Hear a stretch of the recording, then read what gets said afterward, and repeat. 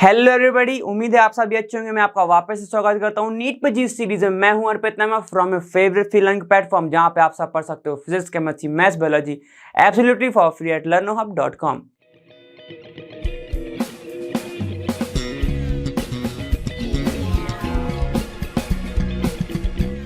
तो बच्चों, अब बारी है हमारे कॉन्सेप्ट एड ऑन की, ठीक है। और इसको मैं उम्मीद कर रहा हूं कि आप सभी बहुत अच्छे से करेंगे, नोट्स बना के करेंगे, क्योंकि अगर एक बार आपके नोट्स स्ट्रांग बन गए तो आपको कोई भी नहीं रोक सकता सॉल्यूशन को सॉल्व करने के लिए और सॉल्यूशन चैप्टर को सॉल्व करने के लिए, सॉल्यूशन के सॉल्यूशन निकालने के लिए कोई भी नहीं रोक सकता। तो कॉन्सेप्ट को एकदम स्ट्रांग रखना और सारे न्यूमेरिकल को अच्छे से देखना।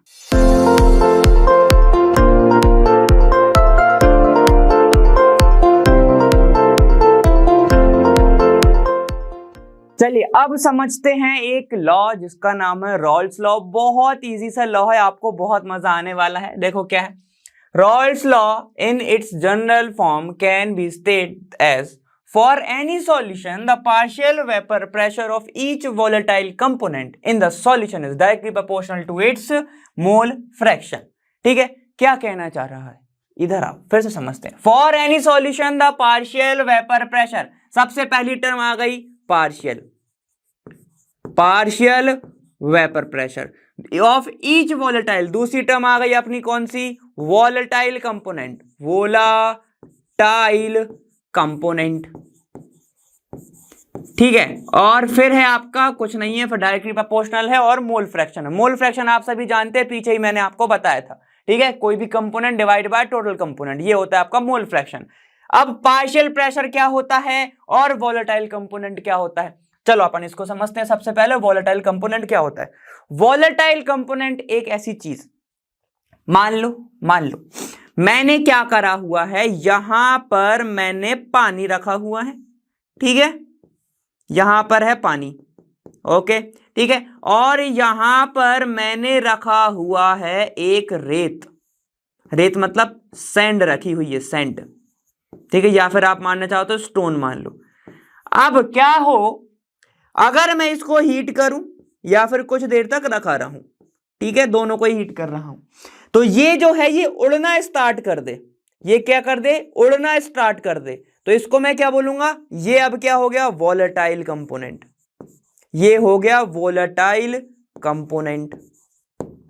ठीक है, अब जबकि मैं जब इसको हीट कर रहा हूं ना, तो ये क्या कर रहा है, ऊपर नहीं उठ रहा है। क्यों, क्योंकि रेत है, रेत को कितना भी गर्म कर लो, ऐसे तो रेगिस्तान खाली हो जाता है, इतनी गर्मी पड़ती है कि नहीं। ठीक है, तो यहां पर क्या हो रहा है, जो रेत है वो उड़ती नहीं है, और जो चीज उड़ती नहीं है उसको अपन क्या बोलते हैं, नॉन वोलेटाइल।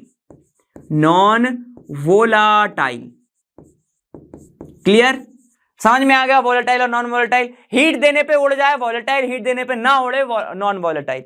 ठीक है, समझ में आ गया। चलो अब पार्शियल क्या होता है। पार्शियल का मतलब है कोई सिर्फ एक, आधा।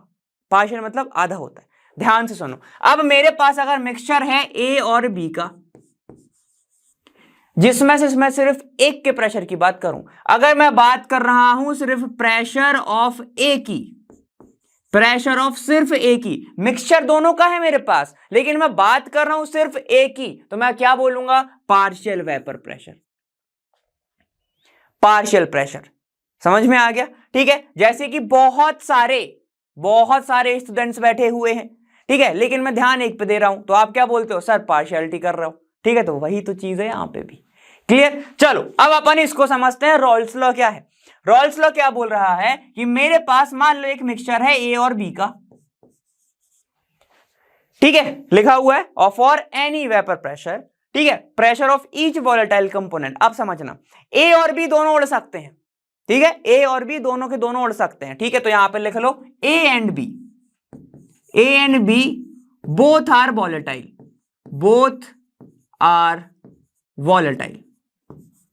वोलाटाइल। ठीक है, ये अपनी कंडीशन नंबर 1 है, दोनों के दोनों उड़ सकते हैं। ठीक है, बस एक पहले उड़ जाता है और एक कम पे उड़ रहा है। अब अभी अपन डिस्कस करेंगे वो। अब ध्यान से सुनो, जैसे ही मैंने इसको हीट किया तो क्या बनेगा, प्रेशर बनेगा। बनेगा प्रेशर, ठीक है। तो वो जो पार्शियल प्रेशर सिर्फ एक का रहेगा, ठीक है, मतलब कि अगर ए और बी हैं, मैं बात कर रहा हूं सिर्फ अगर ए की, तो इसका जो पार्शियल प्रेशर रहेगा उसको मैं पी ए से शो कर रहा हूं, वो डायरेक्टली प्रोपोर्शनल रहेगा उसके मोल फ्रैक्शन के, ठीक है, mole fraction of that component. Clear है, समझ में आ गया। चलो अब इसको थोड़ा सॉल्व कर लेते हैं, ये बस इतना ही है, बताओ कितना सा, इतना सा तो है। अब ध्यान सुनो, अब क्या होगा, अब इसको मैं सॉल्व कर रहा हूं, तो जैसे मैंने पी ए लिखा, प्रोपोर्शनलिटी साइन हटाता हूं तो मुझे मिलता है पी नॉट ए चाई ए, ये इक्वेशन नंबर 1 बना ली, ठीक है। सेम अगर मैं बी के लिए निकालूंगा तो क्या बनेगा, ये बनेगा P B is equal to P not B chi B.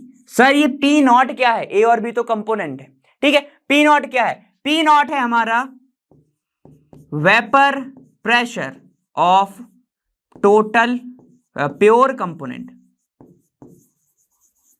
Pure component. वैसे तो ऐसा लिखना चाहिए कि प्योर वेपर प्रेशर,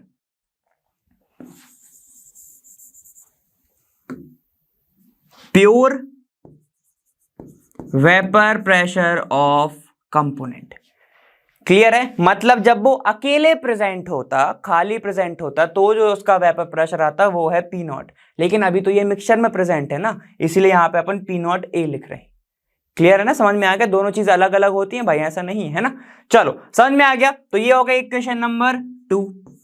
अगर मैं अब आपसे पूछता हूं कि बताओ टोटल प्रेशर कितना बना, तो आप बोलते हो sir Pt is equal to बनेगा जितना वेपर प्रेशर होगा ए का और जितना वेपर प्रेशर होगा बी का, ठीक है ना। उन दोनों का अगर मैं सम कर दूं, पार्शियल प्रेशर दोनों कंपोनेंट का सम कर दूं, तो वो पी टोटल आ जाएगा। तो पी टोटल क्या बन रहा है भाई, Pt इज इक्वल टू बनेगा P not A chi A plus P not B chi B. और हम सभी जानते हैं, एक मैंने आपको याद कराई पीछे, क्या था, फॉर बाइनरी सॉल्यूशन चाई ए प्लस चाई बी इज इक्वल टू होता है 1। और अगर मैं इसको लिखना चाहता हूं चाई बी को चाई ए के टर्म में, तो कैसे लिखूंगा, चाई बी इज इक्वल टू हो जाएगा 1 माइनस चाई ए, ये हो जाएगा, ठीक है। तो मैं इसको ऐसे लिख रहा हूं, अब ध्यान से देखना क्यों लिख रहे हो, ग्राफ के तरीके से भी समझ के देखते हैं, ठीक है। तो देखो ये क्या हो जाएगा, ये हो जाएगा P T is equal to P not A chi A plus P not B, direct multiplication कर रहा हूं, माइनस पी नॉट बी चाई ए। सही है, ठीक है। चाहिए जरा थोड़ा सा कॉमन ले लें, ठीक है। तो ये क्या बनेगा, देखो ये बन जाएगा पी नॉट ए माइनस ये आपका पी नॉट बी चाई A common plus P not B is equal to P T. तो क्या ये आपको थोड़ी थोड़ी स्ट्रेट लाइन इक्वेशन जैसी नहीं दिख रही है, बिल्कुल दिखती है। हमें क्या दिखता है, हमें y is equal to M X plus C जैसा दिख रहा है। तो इनका जो ग्राफ बनेगा एकदम स्ट्रेट लाइन इक्वेशन जैसा ही बनेगा।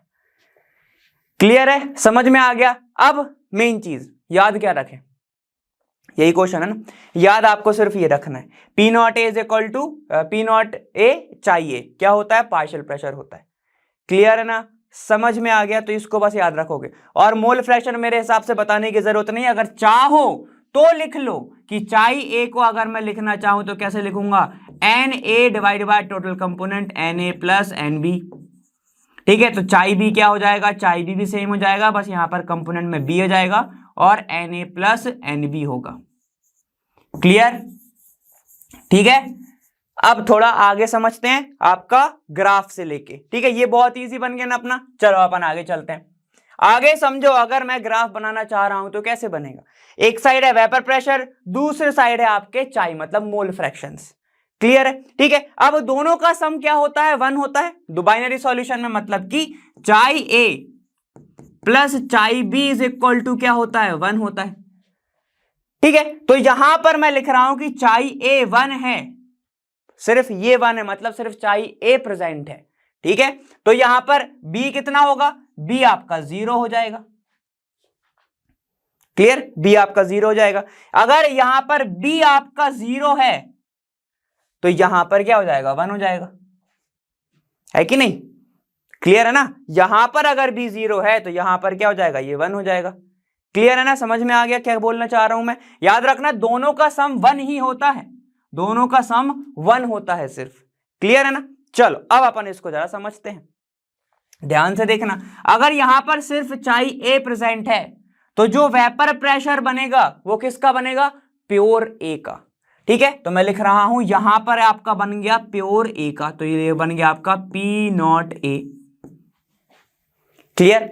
अगर यहां पर सिर्फ चाई बी प्रेजेंट है और अगर मैंने उसको हीट दिया तो वेपर प्रेशर किसका बनेगा सर, सिर्फ किसका बनेगा, आपका पी नॉट बी का बनेगा। और मैं ये मान के चल रहा हूं कि ए का वेपर प्रेशर ज्यादा बन रहा है बी से, वरना आप अभी मुझसे बोलोगे कि ये ऊपर क्यों है, ये नीचे क्यों है। ठीक है, अपन ये मान के चल रहे कि एक ज्यादा वॉलेटाइल है, एक उससे थोड़ा सा कम वॉलेटाइल।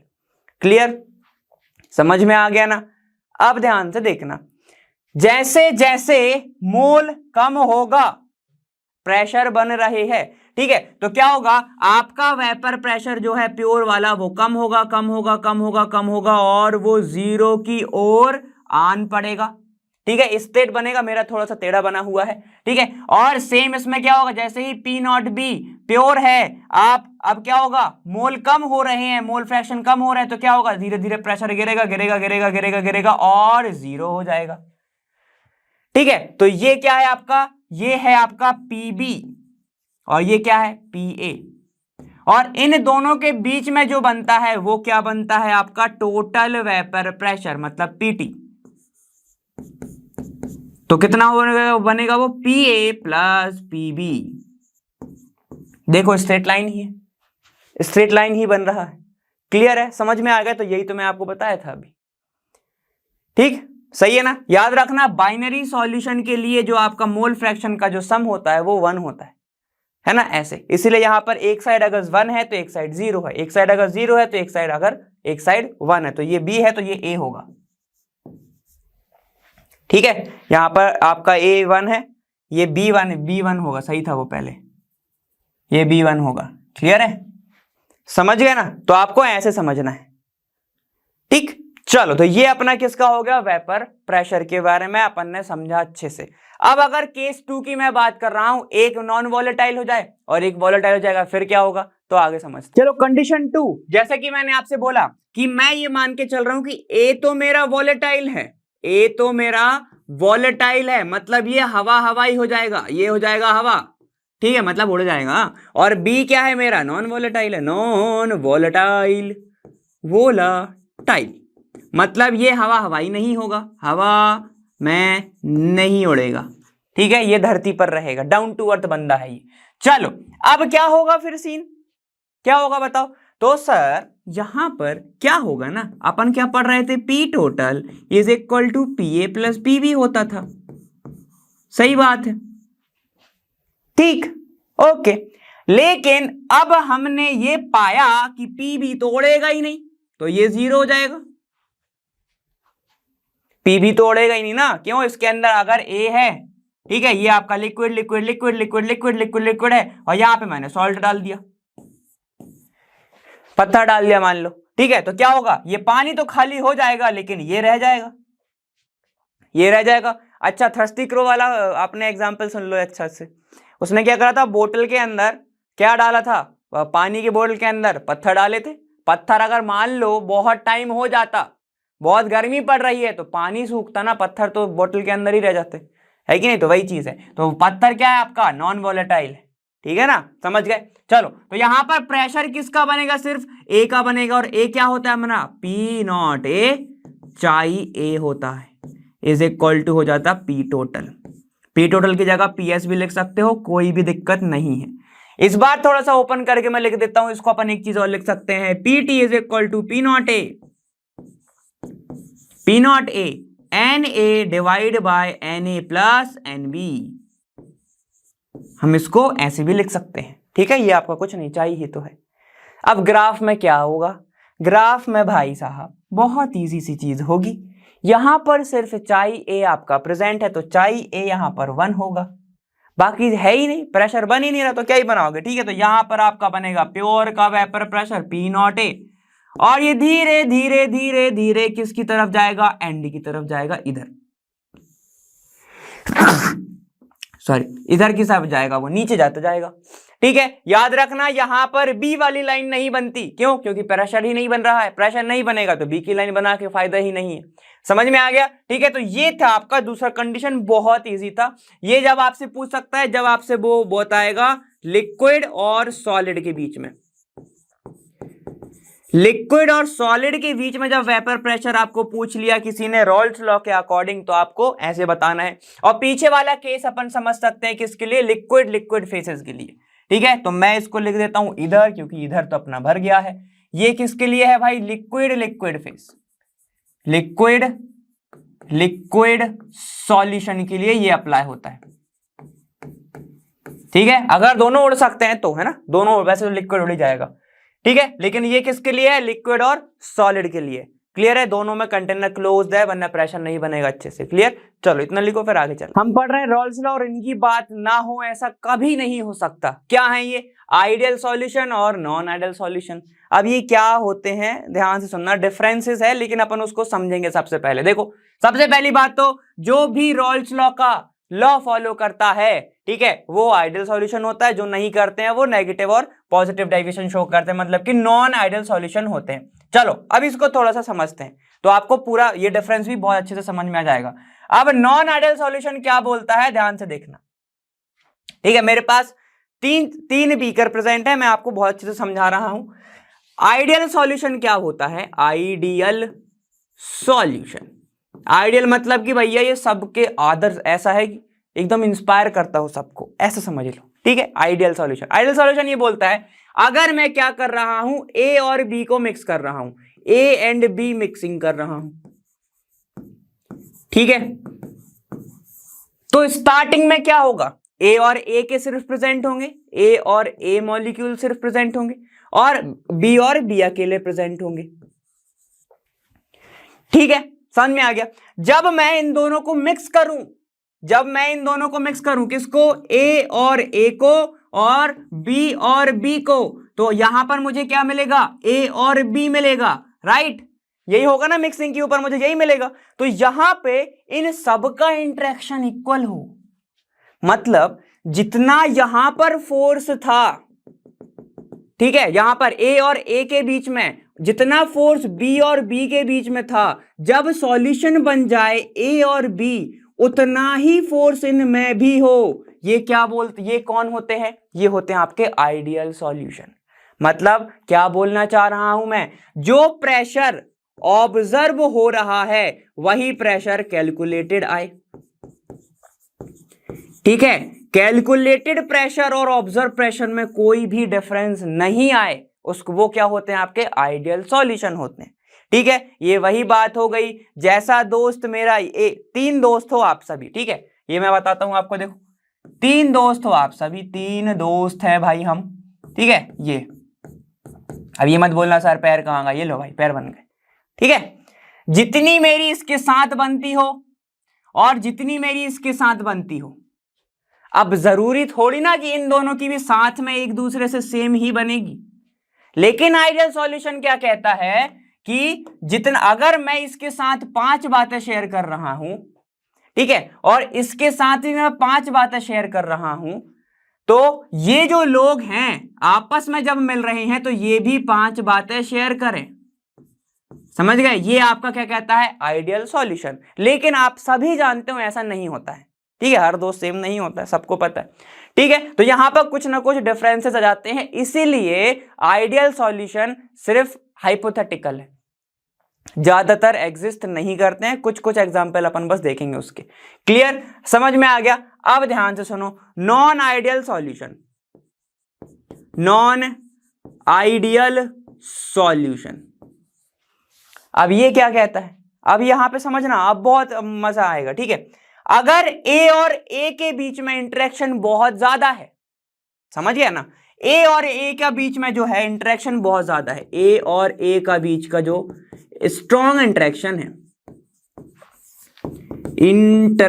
है, ठीक है, और बी का भी बहुत स्ट्रॉन्ग इंटरेक्शन है, स्ट्रॉन्ग इंटरेक्शन है, ठीक है।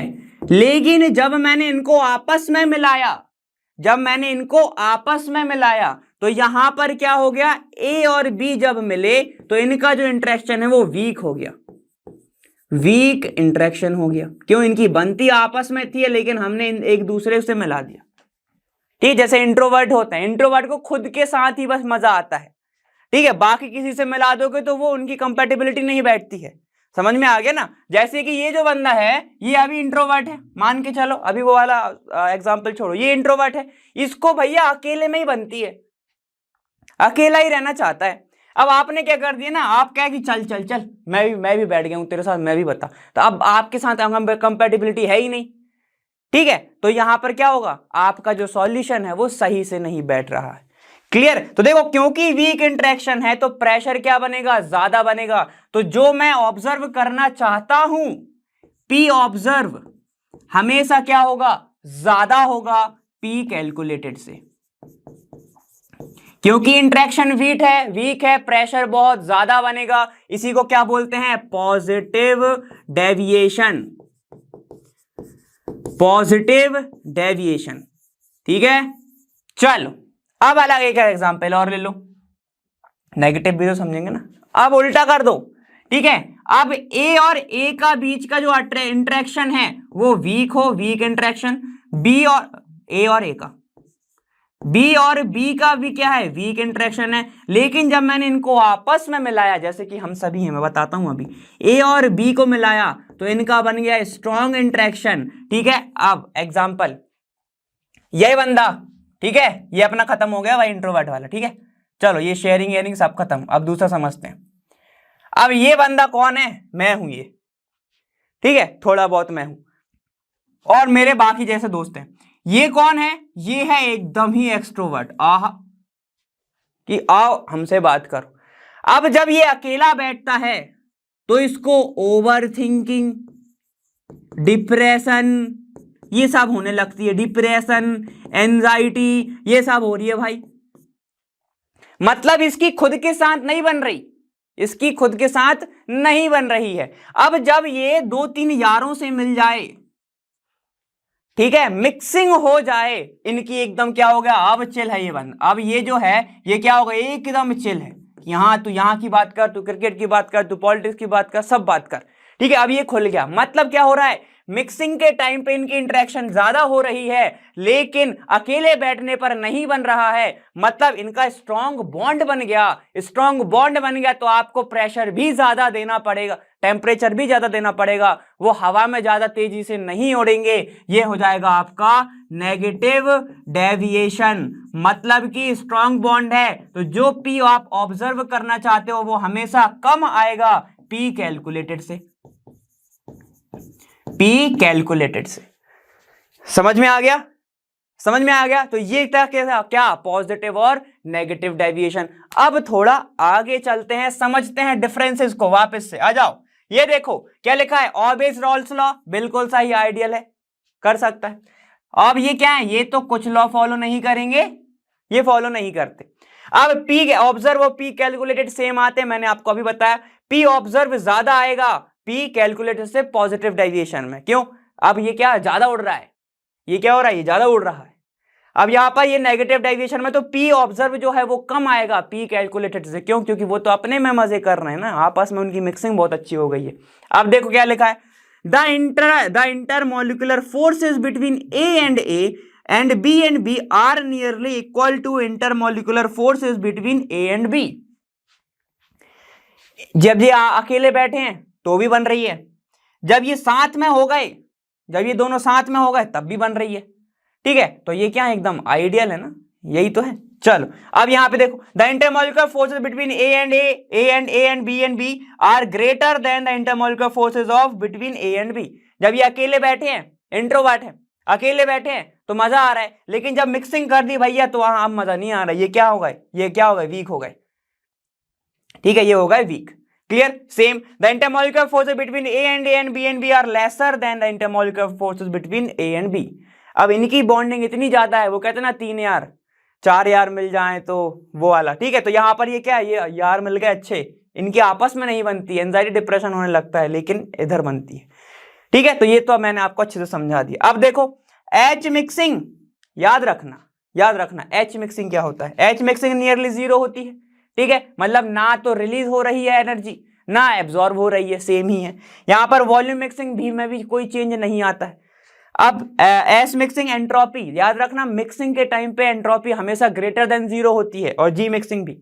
ठीक है, इसमें नहीं है मगर आइडियल में। अब यहां पे देखो H mixing is greater than zero, greater than zero क्यों हो रहा है, इसको थोड़ा समझ लो। अब intermolecular force between A and B are greater. अब जब ए और ए का आपस में ही बहुत अच्छा स्ट्रॉन्ग बॉन्ड है, और जब आपको बनाना है ए और बी, तो आपको कुछ बहला के फुसला के लेके जाना पड़ेगा, क्योंकि ये तो आप अच्छा फील कर रहे हैं इधर। ठीक है, तो बॉन्ड को तोड़ने के लिए ज्यादा एनर्जी लगेगी, तो इसलिए ये ग्रेटर है। ठीक है, और वी मिक्सिंग भी ग्रेटर है। जब भी मिक्स होगा तो यहां पर जीरो से ही कम आएगी एंट्रोपी। जब मिक्सिंग के टाइम पे एंट्रोपी हमेशा ग्रेटर देन जीरो होती है, मैंने आपको बताया, और जी मिक्सिंग लेस देन जीरो होती है। ठीक है, तो ये दोनों तो आपको लगभग सेम ही दिख रहा है, देखो दोनों में, बस यहां पर चेंज है। इनकी आपस में बनी नहीं रही, बहला के फुसला के क्या, वो तो जैसे ही तुम दरवाजा खोलोगे बाहर चले जाएंगे। ठीक है, तो यहाँ पे देखो एच मिक्सिंग क्या है, लेस देन जीरो है। ठीक है, और वी मिक्सिंग भी लेस देन जीरो है। क्लियर, तो ये होता है पॉजिटिव और नेगेटिव डेविएशन। ठीक है, कुछ एग्जाम्पल होते हैं इनके ऐसे, कहां गए ये वाले एग्जाम्पल है benzene and toluene, same he same है। ठीक है, लेकिन ज्यादातर जो है ऐसे जो एग्जाम्पल है ज्यादा एग्जिस्ट नहीं करता आइडियल सॉल्यूशन जैसे। इनके एग्जाम्पल देखो क्या है, पॉजिटिव डेविएशन में CCl4, C6H5, C6H6, C2H5OH और H2O लगभग सेम वाले ही हैं आपके पास। ठीक है, जब भी आपको CCl4 दिख जाए तो आप आंख बंद करके पॉजिटिव डेविएशन लगा देना, लेकिन आजू बाजू भी थोड़ा सा देख लेना। ठीक है, चलो इसकी बात करो। यहां पे देखो नेगेटिव डेविएशन, नेगेटिव डेविएशन में होता है एसिड, तो ये एसिड में आप जब भी आपको दिख रहा है तो नेगेटिव डेविएशन लगाना, और आपका CHCl3 आपको जहां पे दिख रहा है तो नेगेटिव डेविएशन लगाना। क्लियर है? ठीक, अब यहां पर इसकी बात, ग्राफ कैसा बनता होगा उसकी बात। तो देखो ग्राफ कैसा बनेगा, अपन ने क्या पढ़ा था आइडियल सॉल्यूशन में, कैसा बनता था ग्राफ, ऐसा, ऐसी बनता था। ठीक है, ठीक, तो ये क्या था आपका पीटी था ना, पीटी क्या बताता था, PA प्लस PB बताता था। सही है, ठीक है, तो मतलब जितना ऑब्जर्व कर रहे हो उतना ही बन रहा है। लेकिन देखो पॉजिटिव में क्या बनेगा, पॉजिटिव में अगर ये आइडियल है, ठीक है, ये अपना आइडियल है, इसके कंपैरिजन में अगर मैं बनाना चाहूं तो मुझे ग्राफ कैसा मिलता है, ऐसा थोड़ा उठा उठा। क्यों? क्योंकि इनका प्रेशर जो है वो क्या बन रहा है, ज्यादा बनेगा, और जब इनका पी टोटल आप सम करोगे तो वो भी आइडियल से क्या आएगा, ज्यादा ही आएगा। ठीक है, सेम नेगेटिव डेविएशन में थोड़ा उल्टा हो जाता है।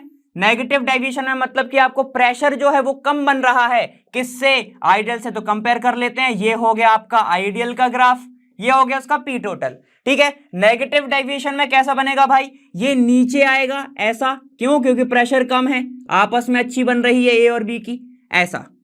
ठीक है, तो आपको ऐसा ग्राफ देखने को मिलेगा। क्लियर है? ये मैंने आपको रफ में बताया, मैं आपको बड़े में ही बता दूंगा, कोई दिक्कत नहीं उसमें। अब ध्यान से देखना कि ये नेगेटिव डेविएशन कैसे शो कर रहा है।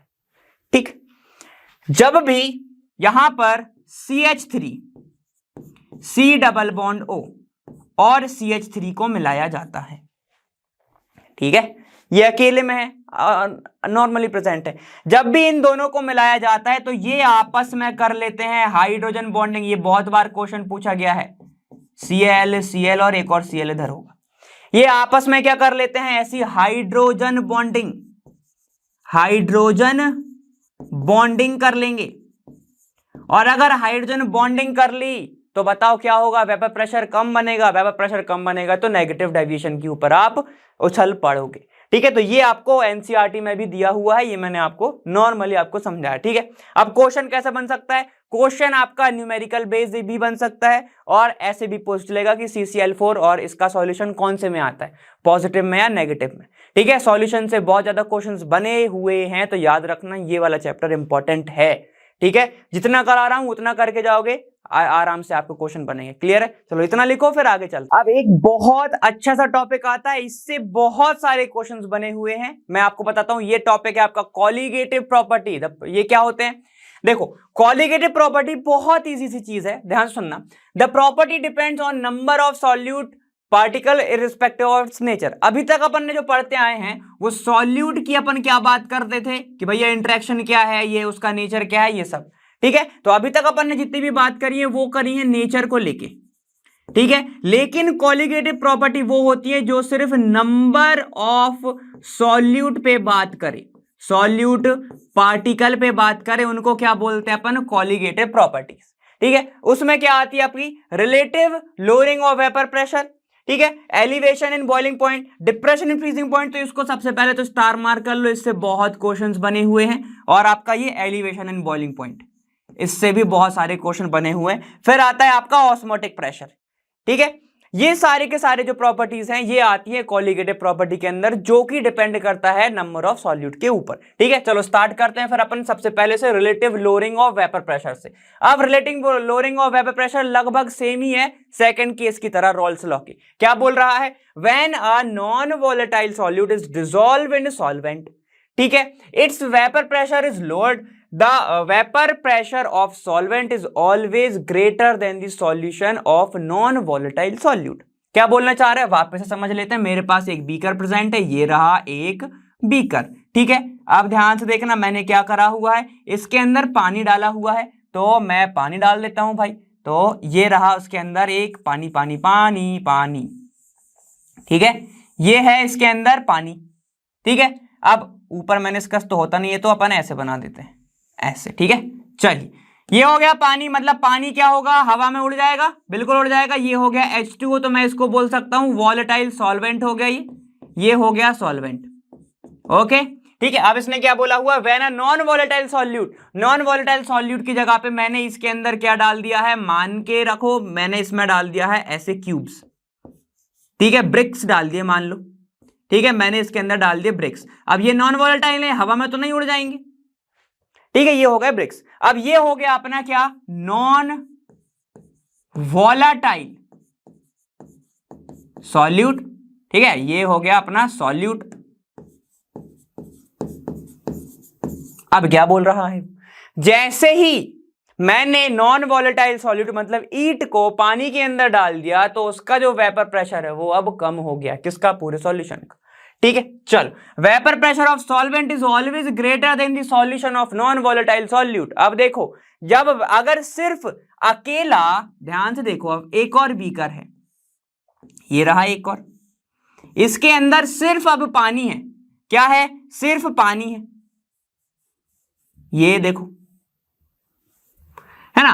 अब जब इसके अंदर सिर्फ अकेला H2O प्रेजेंट है, मतलब कि सिर्फ सॉल्वेंट प्रेजेंट है, तो इसका जो वेपर प्रेशर बनेगा, क्या बनेगा, इसका जो वेपर प्रेशर बनेगा वो हमेशा इसके वेपर प्रेशर से क्या होगा, ज्यादा ही होगा। क्यों, क्योंकि यहां पर भी तो सिर्फ पानी ही उड़ रहा है ना, ठीक है, ये थोड़ी उड़ रहा है, इनके बीच में तो खुद इंटरेक्शन भी आ गया तो वेपर प्रेशर कम हो गया। अब ये क्यों हुआ होगा, दिमाग में आ रहा होगा, चलो मैं अब वो बताता हूं, ध्यान से देखो। यहां पर अगर मैं इसको ढक दूं, ऐसे मैंने इसको अगर ढक दिया, ठीक है, लिड लगा दिया, तो यहां पे जो प्रेशर लगेगा वो सिर्फ लिक्विड मतलब H2O के सरफेस के ऊपर लगेगा, H2O के सरफेस के ऊपर लगेगा, तो वेपर प्रेशर क्या हो गया, ज्यादा हो गया, ओके, क्लियर। अब यहां पे मैंने जैसे ही इसको हीट दिया, यहां पे भी एक क्या बनेंगे, वेपर बने, मैंने इसको क्लोज कर दिया, तो यहां पर जो प्रेशर अब लगेगा, ध्यान से सुनो बहुत अच्छे से, यहां पर अब जो प्रेशर लगेगा, ये जो ब्रिक्स प्लस पानी की सरफेस पर लग रहा है भैया, पानी की सरफेस पर प्रेशर लगेगा, तो खुद बताओ ना वेपर प्रेशर क्या होगा, वेपर प्रेशर कम होगा। यहां पर झेलने के लिए सिर्फ एक ही है जो पानी है, यहां पर उस प्रेशर को झेलने के लिए दो चीजें हैं, एक तो खुद ईट है मतलब ब्रिक है, और वहां पर वाटर है, तो यहां पर वेपर प्रेशर जाहिर सी बात है कम लगेगा। दो लोगों के ऊपर प्रेशर लगाओगे तो कम होगा, एक के ऊपर लगाओगे तो फेंक जाएगा, है ही नहीं। तो वही आपको मैं बताने की कोशिश कर रहा हूं। चलो तो अब ये कैसे होता है, ध्यान से सुनो। पी टोटल, पी सॉल्यूशन लिख लेते हैं, P solution is equal to क्या होगा, P A plus P B, P A plus P B. P A अपन किसको मान के चल रहे हैं अभी, H2O को मान के चल रहे हैं, और बी किसको मान के चल रहे हैं, आपको ब्रिक्स को लेकर मान के चल रहे हैं, ईंट को लेके, स्टोन को लेके, पत्थर को लेके, जो भी मानना है, ठीक है, उसको मान के चल रहे हैं। अब बताओ क्या बी का प्रेशर बनेगा? क्या पी का प्रेशर बनेगा? वी का प्रेशर ही नहीं बनेगा सर, जीरो हो जाएगा। तो पी सॉल्यूशन डायरेक्टली इक्वल होगा किसके? पी ए के। और पी ए को मैं क्या लिख सकता हूं? P not A chi A, right, ठीक है। और अगर मैं इसको सॉल्यूट के टर्म में लिखना चाह रहा हूं, क्यों? क्योंकि नेचर ऑफ सॉल्यूट के ऊपर ही तो डिपेंड करती है कोलिगेटिव प्रॉपर्टी, है ना। तो अगर उसके टर्म में लिखूंगा तो कैसे लिखूंगा? हम सभी ये जानते हैं बहुत अच्छे से इस क्लास से, स्टार्टिंग से, कि बाइनरी सॉल्यूशन के लिए चाई ए प्लस चाई बी 1 होता है। और मुझे अगर सॉल्यूट की टर्म में लिखना है तो चाई ए इज इक्वल टू जाएगा 1 माइनस चाई बी, ठीक है। तो ले आओ चाय, 1 माइनस चाई बी लिख दिया। यहां पर क्या बनेगा? P not A minus P not A चाई बी, ये हो गया आपका पी सॉल्यूशन की जरा, ठीक है। इसको इधर ले आओ, इसको इधर लेके आ जाओ, देखो तो क्या बन रहा है? P not A minus P solution is equal to P naught chi B. अब ध्यान से देखना भाई, ठीक है, ये वाला पॉइंट जो है वो मार्क करने वाला है। क्या? इसको बोला जाता है लोअरिंग ऑफ वेपर प्रेशर। इसको क्या बोला जाता है? लोअरिंग और वेपर प्रेशर। क्यों बोल रहे हैं? ध्यान से सुनो क्या बोल रहा था ये, कि प्योर सॉल्वेंट का जो वेपर प्रेशर है वो हमेशा ज्यादा होगा सॉल्यूशन से। तो वही तो बना, देखो अपना भी सेम बन रहा है, P not A minus P solution बन रहा है, तो वही बना अपना भी। इसको बोला जाता है लोअरिंग ऑफ वेपर प्रेशर। ध्यान से सुनो, वापस से क्या बोला मैंने? Lowering of vapour pressure. ये हो गया लोअरिंग ऑफ वेपर प्रेशर, जो कि कॉलिगेटिव प्रॉपर्टी नहीं है, not a colligative property, okay, है ना। अरे आपने तो बोला था इसके अंदर ही पढ़ रहे हैं। अरे भैया रुको रुको, अभी नहीं है, अब बन जाएगी। जैसे ही मैं पी नॉट को डिवाइड करता हूं तो चाई बी इज इक्वल टू क्या बनेगा? P not A minus P solution divided by, यहां पर क्या बन रहा है? पी नॉट बन रहा है, ठीक है। ये पी नॉट, ये पी सॉल्यूशन है, पी सॉल्यूशन है, और ये पी नॉट ए है, ये पी नॉट ए होगा ऐसा, ठीक है ना। यहां पे पी नॉट ए लिख लेना अच्छे से, ये ए लिख लो, ठीक है। ये क्या बना? अब इसको मैं बोल सकता हूं, क्या बोलूंगा मैं? इसको मैं बोलूंगा ये है relative lowering of vapour pressure. ये होता है आपका relative lowering of vapour pressure. बिल्कुल, देखो कंफ्यूज मत हो जाना, यही तो फंस जाते हैं। ये है आपका relative lowering of vapour pressure, okay, ठीक है। क्या पढ़ रहे हैं हम? Relative lowering of vapour pressure. ये क्या आया था? Lowering of vapour pressure. इसलिए ये कॉलिगेटिव प्रॉपर्टी नहीं है, ये कॉलिगेटिव प्रॉपर्टी है। This is colligative property, this is colligative property, okay. समझ गए क्यों है? चाई बी के इक्वल आ रहा है पूरा का पूरा, देखो ये पूरा का पूरा चाई बी के इक्वल आ रहा है, और चाई बी क्या है? मोल्स ही है ना, ठीक है। तो यहां पे किसके ऊपर बात चल रही है? नंबर ऑफ मोल्स के ऊपर बात चल रही है ना, है कि नहीं? नेचर के ऊपर तो बात नहीं चल रही, ये नंबर ऑफ मोल्स आएंगे ना यहां से, N A upon N A plus N B, N B upon N A plus N B, यही सब चीजें आएगा ना। तो यहाँ पे आप, इसीलिए अपन इसको क्या बोलते हैं? Relative lowering of vapour pressure, ठीक है। क्लियर है?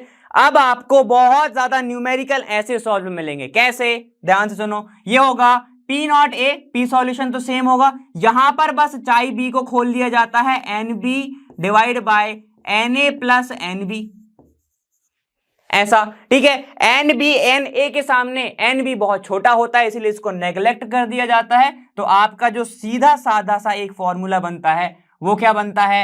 N B is equal to P not A minus P solution divide by P not A, ऐसा, ठीक है। तो इससे बहुत सारे न्यूमेरिकल सॉल्व होते हैं, तो ये फॉर्मूले को हमेशा ध्यान रखना, ओके, क्लियर। तो ये था आपका क्या? Relative lowering of vapour pressure, ठीक है। इसमें ज्यादा कोई ग्राफ नहीं है, ऐसे समझो।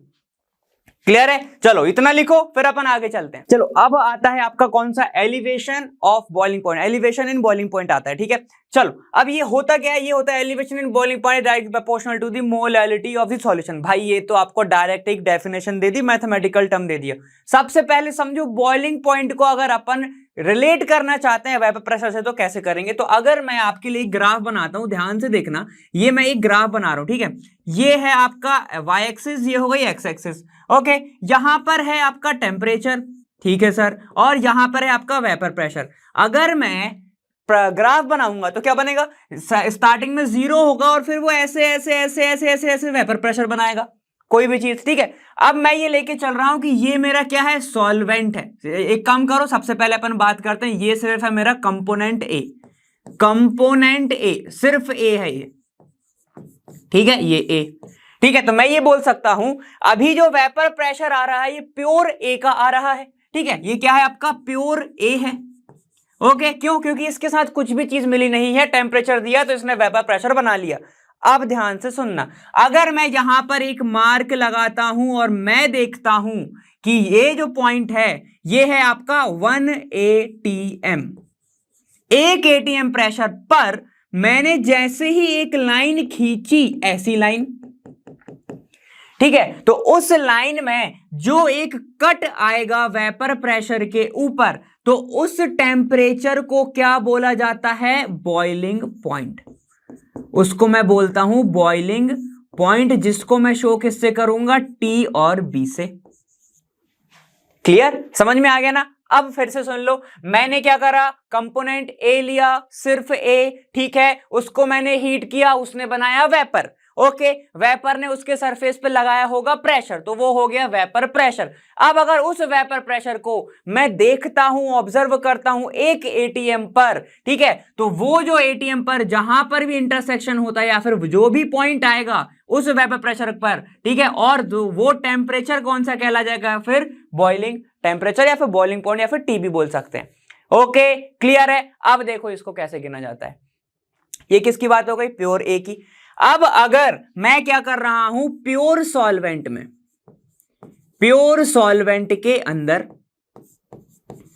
मैंने ऐड करा हुआ है non volatile, volatile solute. Okay, ठीक है, तो जो सॉल्यूशन बनेगा उसका वेपर प्रेशर, जो सॉल्यूशन बनेगा, ध्यान से सुनना, पॉइंट टू पॉइंट लिखवा रहा हूं इस बार, ठीक है, मैंने पूरा वर्ड में नहीं लिखा हुआ है। जो सॉल्यूशन बनेगा उसका वेपर प्रेशर क्या हो जाएगा, कम हो जाएगा।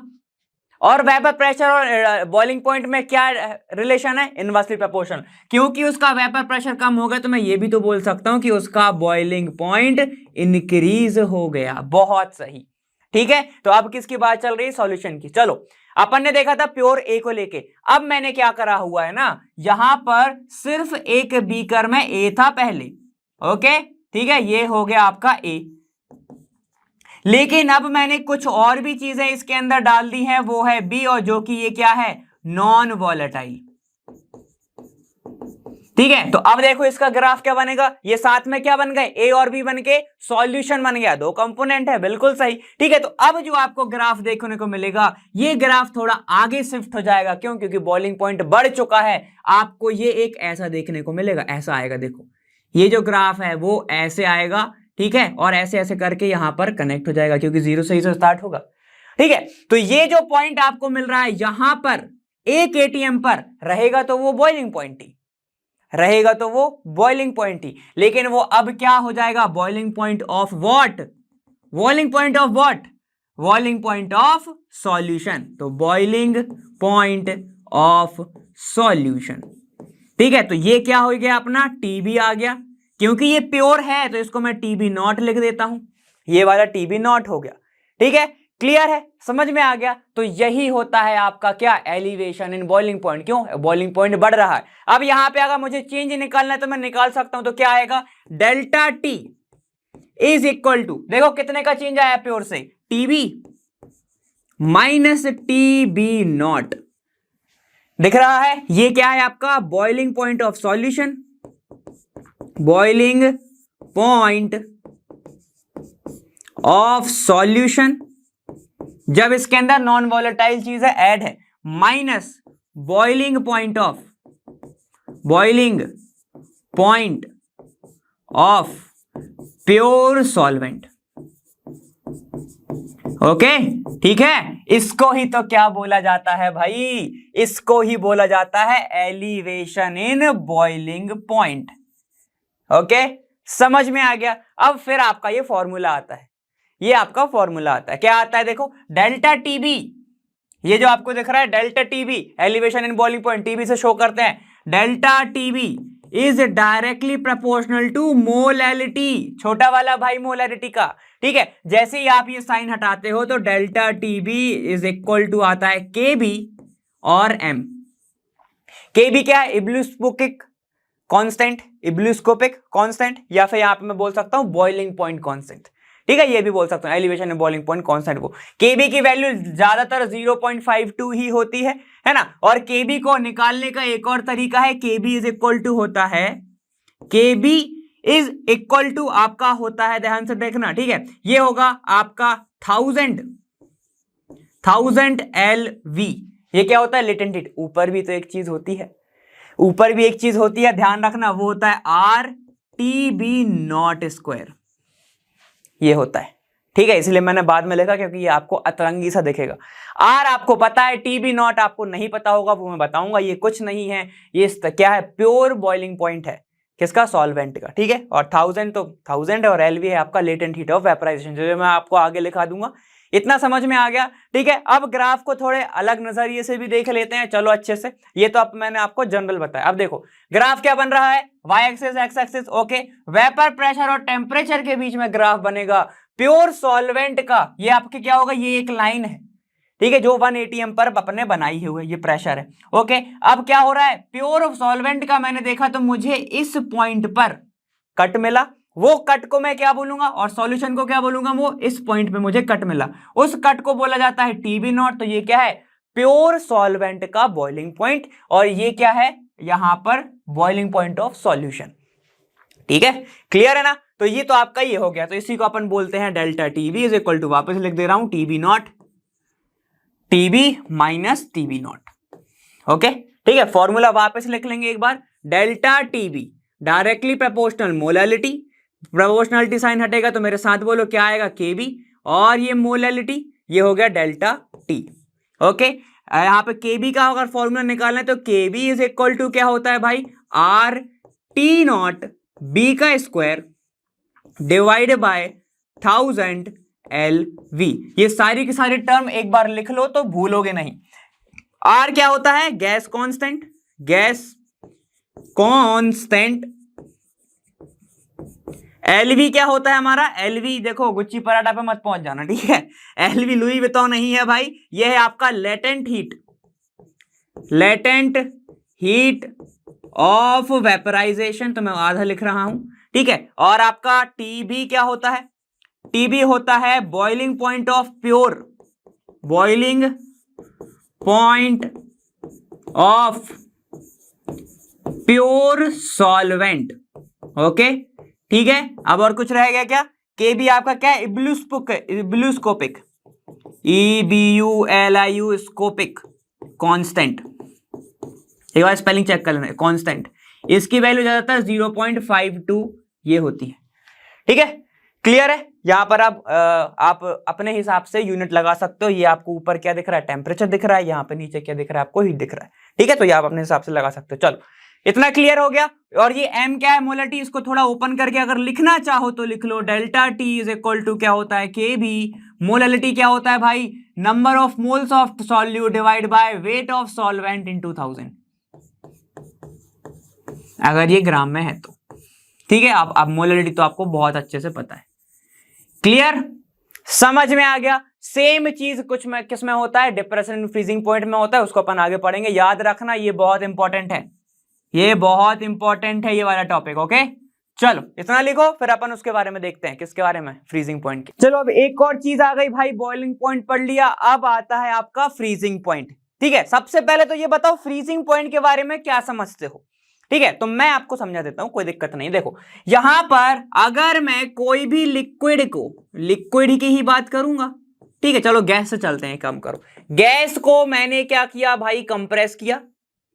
ओके, कंप्रेस किया, लिक्विड बन गया। लिक्विड को मैंने और कंप्रेस किया या फिर कूल किया, क्या बन गया, सॉलिड बन गया। ठीक है, ये तो डायरेक्ट सॉलिड बन गया। ठीक है, एग्जांपल ले लेते हैं। यहां पर H2O वेपर प्रेजेंट होगा, H2O गैस फॉर्म में प्रेजेंट है, यहां पर H2O लिक्विड फॉर्म में प्रेजेंट है, तो L लिख देता हूं, यहां पर आप G लिख सकते हो। यहां पर आप H2O गैस सॉलिड फॉर्म में हो गया। ये भाप था, ये पानी है, ये बर्फ है। ठीक है, ये वाटर है, ये आइस है, ये आइस है। अब ध्यान से सुनना मेरी बात को। ठीक है, क्या हुआ होगा, लिक्विड से जब यहां पर सॉलिड के बीच में एक ट्रांजिशन आ रहा है, तो एक पर्टिकुलर टाइम तो कुछ होगा ना, पर्टिकुलर एक पॉइंट होगा जहां पर क्या है, लिक्विड और सॉलिड के बीच में इतना सा फर्क है, इतना सा फर्क है। क्यों, अगर इधर गए तो सॉलिड, इधर गए तो लिक्विड, तो वो ही पॉइंट क्या होता है आपका, फ्रीजिंग पॉइंट। उसको ही बोलते हैं फ्रीजिंग पॉइंट बोलते हैं। अभी ग्राफ से अभी खट से समझ जाओगे, समझ में आ गया। एक पॉइंट होगा जहां पर ट्रांजिशन आ रहा होगा, या फिर मैं एक और चीज बोल सकता हूं, क्या, जहां पर लिक्विड और सॉलिड के बीच में क्या होगा, इक्विलिब्रियम होगा। उसको ही क्या बोल सकता हूं मैं, उस पॉइंट को ही बोल सकता हूं मैं फ्रीजिंग पॉइंट। उसके उस साइड डायरेक्ट बर्फ, इससे इस साइड डायरेक्ट पानी, ये सब चीज है। ठीक है, चलो एक बार ग्राफ के वो भी समझ लेते हैं। ध्यान से देखो क्या बोल रहा है वो। यहां पर ग्राफ किस किस के बीच में होगा, ध्यान से देखना। ये होगा एक्स एक्सिस वेपर प्रेशर, ये होगा टेम्परेचर। ओके, ठीक है, यहां पर लिक्विड सॉल्वेंट अभी सिर्फ प्रेजेंट है। ठीक है, मैं क्या कर रहा हूं, टेम्परेचर देखो इस साइड आ रहा हूं, ऐसा आ रहा है ग्राफ, ऐसा। ठीक है, लिक्विड सॉल्वेंट प्रेजेंट है। ठीक है, अब मैंने क्या किया, और टेम्परेचर को कम किया, तो यहां पर मुझे क्या मिल गया, देखो इस पॉइंट पर दिख रहा है एक हल्का सा एकदम नीचे, यहां से क्या हो गया, सॉलिड सॉल्वेंट चालू हो गया। तो मैं ये बोल सकता हूं कि ये जो पॉइंट है, ये क्या है, एक फ्रीजिंग पॉइंट। ये क्या है आपका TF, ये हो गया आपका TF। ठीक है, तो अभी अपन इसको लिख लेंगे, सारी चीज को समझ जाओगे। क्लियर है, ये तो हो गई प्योर सॉल्वेंट की बात। ठीक है, लेकिन प्योर सॉल्वेंट के बारे में थोड़ी ना पढ़ रहे हैं हम क्या पढ़ रहे हैं, जब मैंने नॉन वोलेटाइल सॉल्यूट मिलाया हुआ, तो अब देखना अच्छे से, देखो मजा आएगा। यहां पर मैंने क्या करा हुआ है, अभी जो मैंने आपको बताया वो था प्योर सॉल्वेंट के बारे में। यहां पर आपको जो टेम्परेचर मिला वो क्या मिलेगा, TF0 मिलेगा। क्यों, क्योंकि प्योर की बात चल रही थी भाई।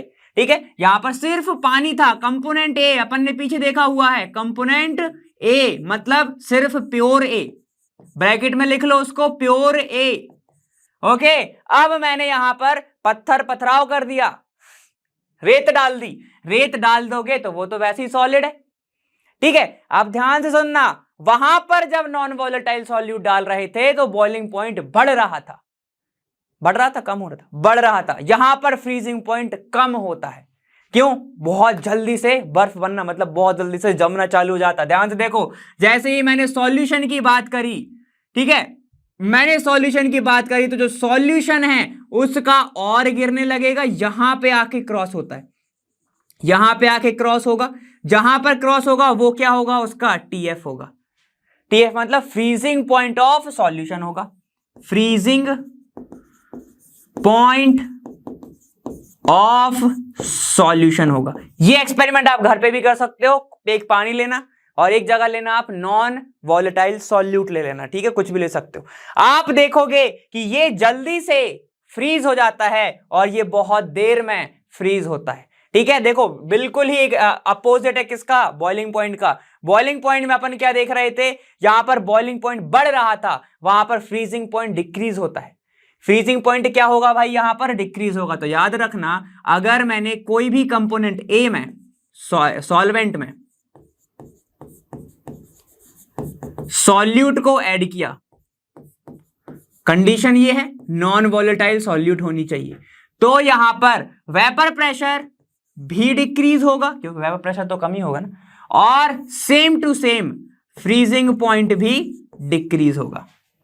ठीक है, तो इसको मैं कैसे निकाल सकता हूं, देखो चेंज इन फ्रीजिंग पॉइंट क्या होगा, वो होगा TF0 माइनस TF। वहां पर उल्टा था, वहां पर उल्टा था। ठीक है, यहां पर उल्टा हो गया है। ध्यान से देखो, यहां पर क्या था आपका, TB0 को अपन माइनस कर रहे थे, राइट। ठीक है, यहां पे देखो कहां गया, ये देखो टीबी माइनस टीबी नॉट, मतलब प्योर को माइनस करा जा रहा था टोटल से, ठीक है, यहां पर उल्टा हो गया, यहां पर टीएफ माइनस टीबी नॉट हो चुका है। इसको ही क्या बोला जाता है, डिप्रेशन इन फ्रीजिंग पॉइंट। ये हो गया आपका डिप्रेशन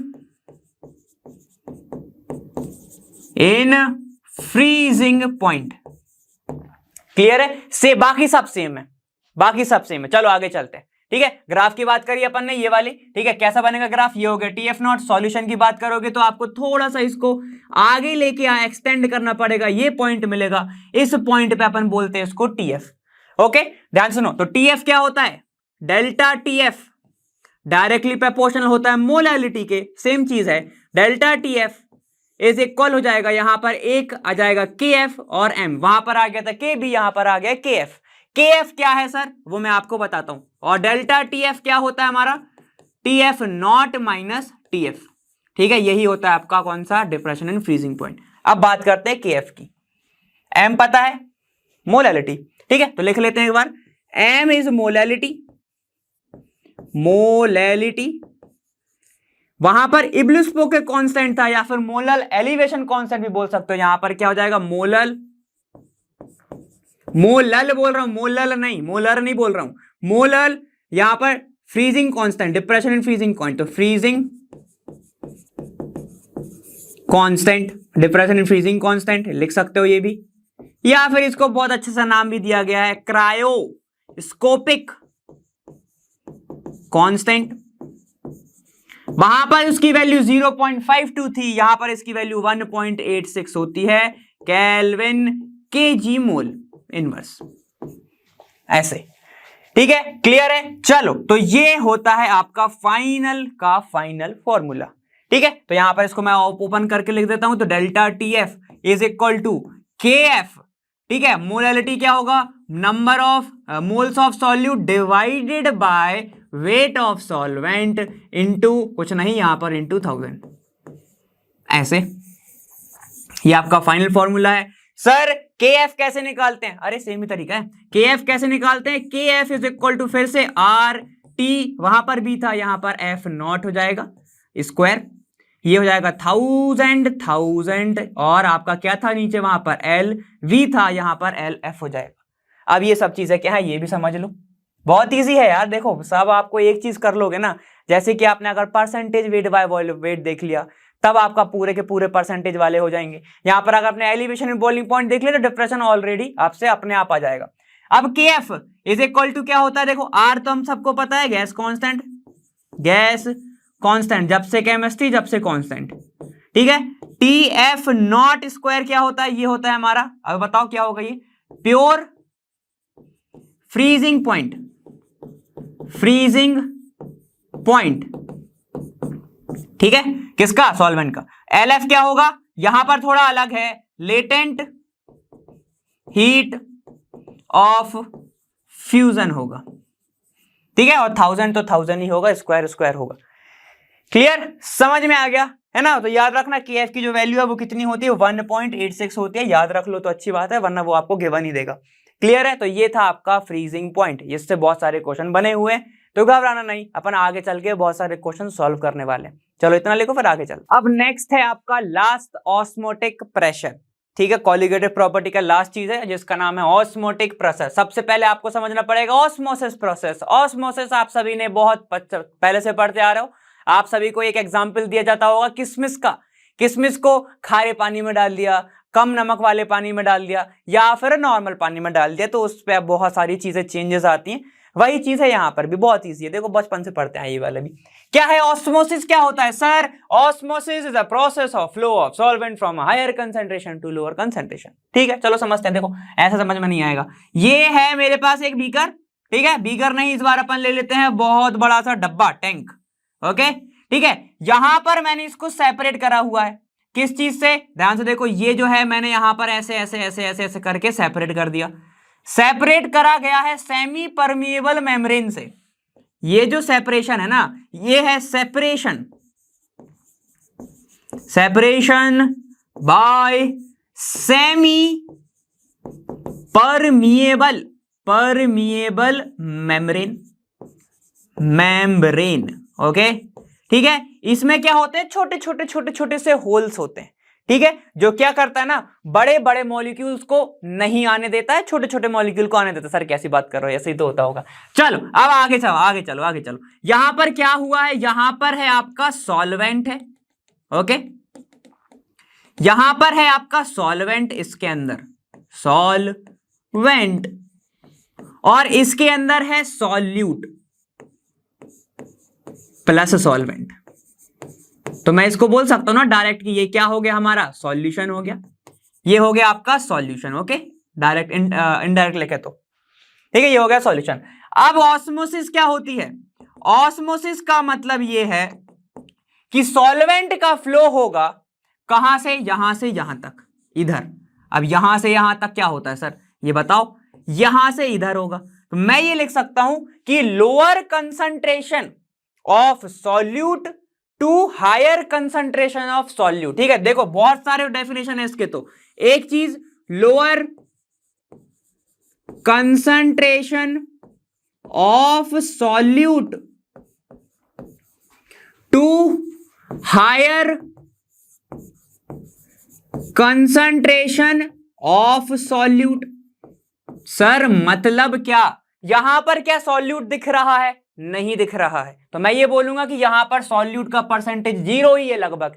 ठीक है, आ कहां पे रहा है, जहां पर सॉल्यूट दिख रहा है, मतलब जहां पर सॉल्यूट प्रेजेंट है। ठीक है, तो यहां पर फ्लो ऑफ क्या होगा, फ्लो होगा lower concentration to higher concentration in terms of solute बोला है। अगर सॉल्वेंट के टर्म में लिखना है तो सॉल्वेंट के टर्म में क्या लिखोगे, higher concentration, higher concentration of solvent to lower concentration, to lower concentration of solvent. एक और तरीका बताऊं, देखो एक और तरीका ये है, एक चीज और लिख सकते हो, pure solvent, pure solvent to solution, ये भी तो लिख सकते हैं।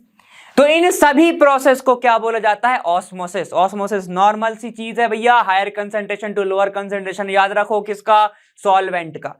ठीक है, सॉल्यूट के टर्म में याद रखना है तो lower concentration to higher concentration याद रखो, यहां पर कम है यहां पर ज्यादा है, ऐसे ही फ्लो होता है। यहां पर हम क्या देख पा रहे हैं, हम ये देख पा रहे हैं कि सिर्फ एक ही चीज फ्लो कर पा रही है, क्या, सॉल्वेंट नाम की। तो बिल्कुल सेमी परमिएबल जो मेम्ब्रेन है वो सॉल्यूट पार्टिकल को नहीं आने देगा, सॉल्वेंट पार्टिकल को जाने देगा। ठीक है, तो ये ऐसे पोर्स प्रेजेंट होते हैं। क्लियर है, तो इस पूरी प्रोसेस को, इन सब की सब प्रोसेस को क्या बोला जाता है, ऑस्मोसिस बोला जाता है। ये तो ऑस्मोसिस की बात हो गई। ऑस्मोटिक प्रेशर क्या होता होगा, आप ध्यान से सुनना। ऑस्मोटिक प्रेशर एक ऐसा प्रेशर है जो इस प्रोसेस को होने से रोक दे। कौन सी प्रोसेस को, ये जो फ्लो हो रहा है ना सॉल्वेंट से प्योर सॉल्यूशन की तरफ, इसको अगर वो रिवर्स कर दे या रोक दे तो उसको मैं क्या बोलूंगा, ऑस्मोसिस, ऑस्मोटिक प्रेशर बोलूंगा। क्लियर है, चलो समझते हैं आगे क्या हुआ। ये देखो यहां पे है, पढ़ लेते हैं पहले definition. The flow of solvent from its side to the solution side across a semi permeable membrane can be stopped if some extra pressure is applied on the solution. एक बात बताओ, अच्छा ध्यान से सुनना, ठीक है, पीछे अपन ने पढ़ा ना, यहां से फ्लो हो रहा है, प्रेशर कहां लगाओगे। अब अगर आपको रोकना है तो अगर मैंने यहां प्रेशर लगाया तो और तेजी से फ्लो होगा, तो मैं क्या करूंगा, अपोजिट साइड प्रेशर लगाऊंगा ना, यहां लगाऊंगा तो इस साइड जाएगा। ठीक है, तो ये रुक जाएगा। ठीक है, तो याद रखना आप ऑस्मोटिक प्रेशर जो लगता है वो कहां लगता है, अपोजिट साइड लगता है, किसके, आपके फ्लो के। चलो देखो, this pressure that just stops the flow of solvent is called osmotic pressure.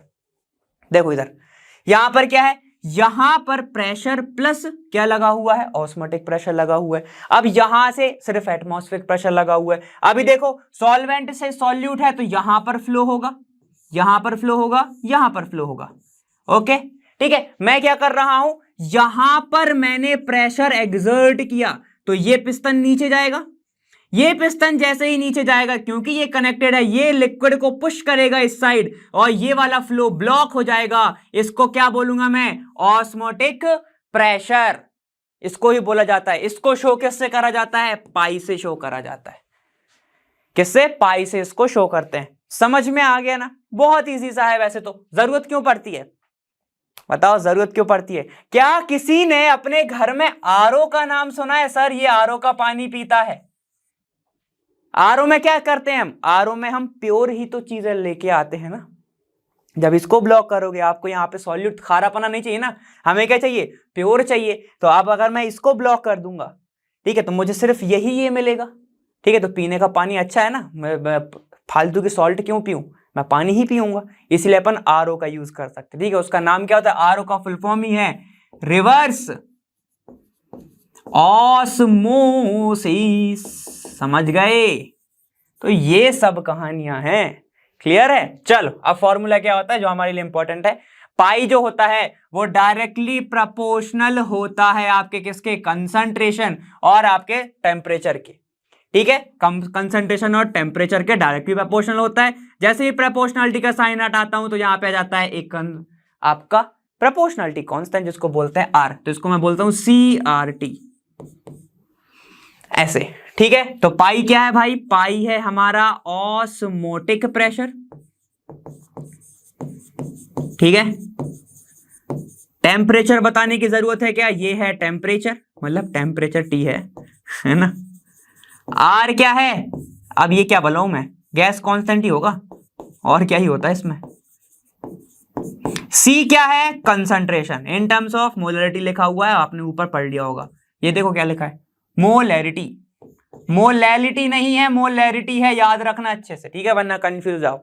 अब ध्यान से सुनो, जितने भी फॉर्मूले पढ़े, जितने भी पढ़े, डायरेक्ट मत लगाना। कौन सा, delta TB directly proportional M के होता है, ठीक है। Delta Tf directly proportional M के होता है, ठीक है। ये सारे के सारे, लेकिन इनको अपन को सीधे नहीं लगाना है। हाँ सर बिल्कुल, हम तो के बी लगाएंगे और के एफ लगाएंगे, नहीं ऐसे नहीं लगाना है, ठीक है। अगर ऐसे लगाओगे कि pi is equal to CRT, तो आपको आपके क्वेश्चंस आंसर में थोड़े वेरिएशन देखने को मिलते हैं। क्यों, क्योंकि अभी तक हमें ये नहीं पता कि अगर सॉल्यूट जा रहा है तो टूट रहा है या फिर यहां पर एसोसिएट हो रहा है, ठीक है। तो इन टर्म्स को अपन को सोचना पड़ता है थोड़ा, उसके अकॉर्डिंग ही इनमें थोड़ा सा एक चेंज आता है। याद रखना, इन सब में इनटू होता है आई का, और आई क्या है वो आगे आपको कहानी पता चलने वाली है, ठीक है। चलो इतना लिखो, फिर अपन आई के बारे में जानते हैं क्या है। अब आई के पहले जानने से पहले आपको तीन चीजें और पता होनी चाहिए, ठीक है, ऑस्मोसिस के अकॉर्डिंग, ठीक है। देखो क्या होता है, एक आइसोटोनिक सॉल्यूशन होता है, हाइपरटोनिक और हाइपोटोनिक। बहुत इजी है, बहुत इजी, ध्यान से सुनो।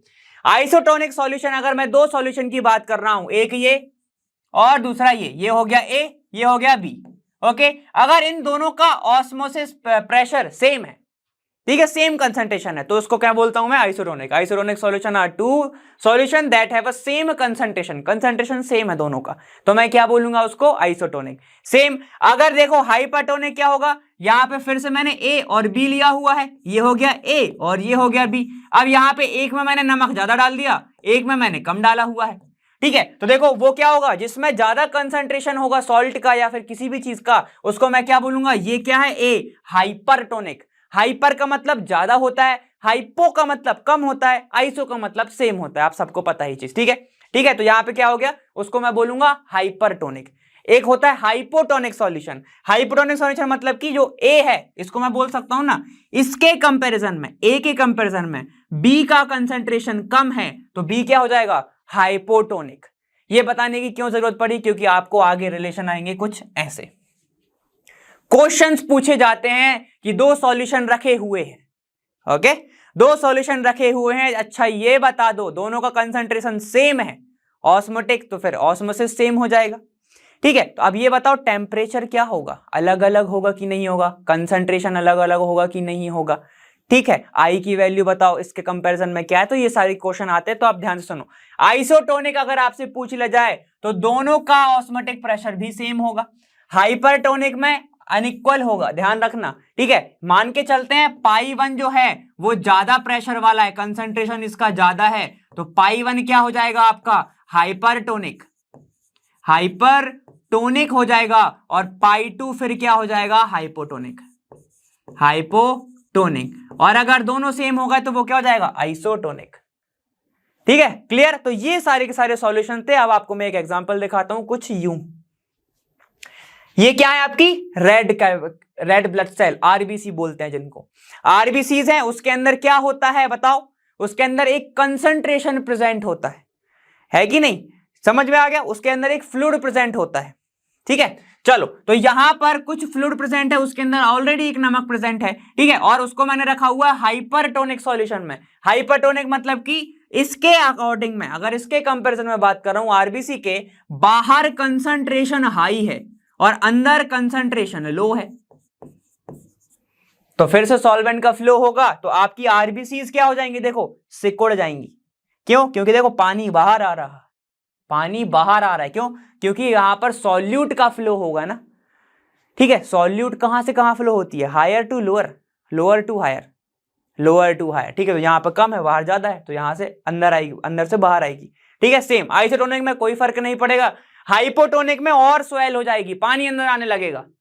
क्यों? क्योंकि कंसंट्रेशन क्या है, अंदर कम है, बाहर ज्यादा है, ठीक है। तो फिर से सॉल्यूट का flow higher concentration to lower concentration solute का, ठीक है। तो ये होगा, समझ में आ गया, ठीक है। तो आप ऐसे कर सकते हो, ऐसे एक ये एग्जांपल है तो आपको समझ में जाएगा, ये आपको इसमें भी मिलेगा एनसीईआरटी में, क्लियर। तो ये थी हमारी क्लास सॉल्यूशन चैप्टर को लेके, उम्मीद कर रहा हूँ आपको बहुत अच्छे समझ में आएगी और आपने नोट्स भी बहुत प्यारे प्यारे बनाए होंगे। अब मैं मिलूंगा आपसे आने वाले वीडियो में, और मैं मिलूंगा वहां लर्न फ्री है पर बेस्ट जहाँ। Thank you so much, bye bye, ख्याल रखिएगा।